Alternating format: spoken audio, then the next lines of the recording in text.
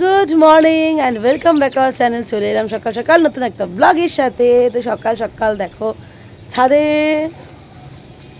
দেখতেই পাচ্ছ যা কাজ মোটামুটি রেডি, মানে হয়ে গেছে। আর ও এখন আপাতত গাছে জল দিচ্ছে। আর এই যে আমাদের সব হালকা হালকা একটু গাছপালা, কিন্তু কুমড়ো গাছটাতে এখনও পর্যন্ত কুমড়ো দাঁড়ায়নি। জালি ঠাকুর করে বলতে নিয়ে অনেক হচ্ছে, কিন্তু কেন যে দাঁড়াচ্ছে না জানি না। তো এই হচ্ছে মোটামুটি আপডেট। তো চলো নিচে যাওয়া যাক, নিচে গিয়ে দেখা যাক সারাদিন কী করি না করি। অবশ্যই যেটাই করবো সঙ্গে থেকেও আর দেখতে থাকবো। এই হলো সকালের ব্রেকফাস্ট। নিচে নেমে এটা পটল রুটি আর এটা আছে বেগুনের ভর্তা। তো দেওয়া হয়ে গেছে ওকে, ও খাচ্ছে। আর আমি ও খেতে খেতে আমি ভাবছি এখন একটু আমি উচ্ছেটাকে কাটিং করে রেখে দিই।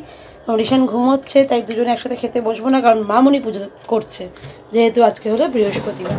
তো চলো দুপুরে যেহেতু উচ্ছে হবে তাই উচ্ছেটা একটু কেটেই নিই, আর সাথে এক টেবিলে বসে দুজনে একটু গল্পও করে নিই। দুপুরের লাঞ্চে দেখো আজকে বানাবো কাঁচা মাছের ঝাল, তাই জন্য এই যে সর্ষে কিন্তু কিনে নিয়ে এসেছিলাম। ওটাকে নুন হলুদ আর লঙ্কা গুঁড়ো দিয়ে জল দিয়ে মাখিয়ে রেখেছি। কড়াইতে তেল দিয়ে দিয়েছি, শুধু এর মধ্যে এখন 5 ফোড়ন দেবো। আর কাঁচা লঙ্কা এখানে কাটলাম এই যে, আর হ্যাঁ টমেটো কেটে রেখেছি। 5 ফোড়ন দিয়ে নুন হলুদ দিয়ে টমেটো দিয়ে জাস্ট এখন একটু কষিয়ে নেবো, নিয়ে তারপর এটা দিয়ে দেবো। দিয়ে জল দিয়ে দিলে কিছু ফুটে উঠলে মাছগুলো দিয়ে দেবে। এর থেকে সোজা রান্নাও হয় না আর কম সময়ের রান্নাও হয় না। আর এদিকে বসে পড়েছে আমাদের ভাত। স্নান করে চলে এসেছি দুপুরের লাঞ্চ করতে। লাঞ্চে কি আছে চলো একবার তোমাদের দেখি। দেখতেই পাচ্ছ রিশান কি করছে, সামনে রয়েছে ওর বাবা। ওর বাবাকে আর দেখালাম না, কারণ বাবা এখন একটু আর বাড়ি ফিরলেও ফিরে রিল্যাক্স করছে। আর উনি আর বাবাকে ব্যায়াম দেখাচ্ছিস কিরে? হ্যাঁ এই যে ব্যায়াম দেখানো হচ্ছে। তারপর এখানে চলছে আমাদের লাঞ্চ, মামুনিও খাচ্ছে, আমিও বসলাম। রয়েছে উচ্ছে ভাজা, এখানে রয়েছে মাছের তেল ভাজা, এটা মাছের কি ডিম কোনটা? ও এটাই ডিম ঝুরঝুরে হয়ে গেছে। আচ্ছা এটাই ডিম ভাজা, আর এটা মাছের তেল ভাজা, আর এটা হচ্ছে সেই কাঁচা মাছের ঝাল। তো এই হচ্ছে মোটামুটি দুপুরের লাঞ্চ। চলো লাঞ্চটা সেরেই নিই।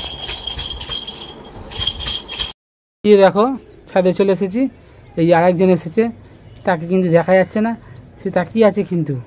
আর কিন্তু বাবা নিজেকেই দেখছে। তাকে দেখতে গেলে কি করতে হবে?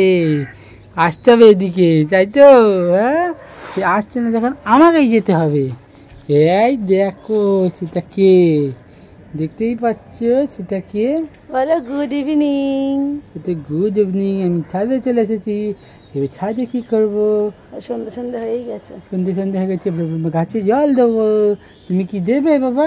হ্যাঁ এই দিয়েছে বাবা। তুমি কি জল দেবে? কত ব্যথা দিয়ে দিচ্ছে যে ধারণার বাইরে। বাবা তুমি কি গাছে জল দেবে? হ্যাঁ ঠিক আছে, তুমি জল দেবে না? বাবা জল দিয়ে দিক ছাপাছাপ করে, বাবা ঝাপাঝাপ করে জল দিয়ে নিক। হ্যাঁ ঠিক আছে ঠিক আছে, আমি তাহলে গাছে জল দিয়ে দিই।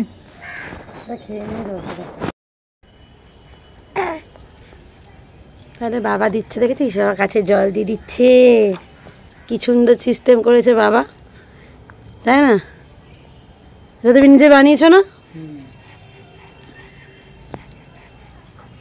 জল দিয়ে দিই, যে কটা আছে নিচের গাছগুলোতে জল দিয়ে এলো। সত্যি সন্ধেবেলাটা না অদ্ভুত, তাই না? যে যেখানে থাকে সে সেখান থেকে তার বাড়িতে যায়।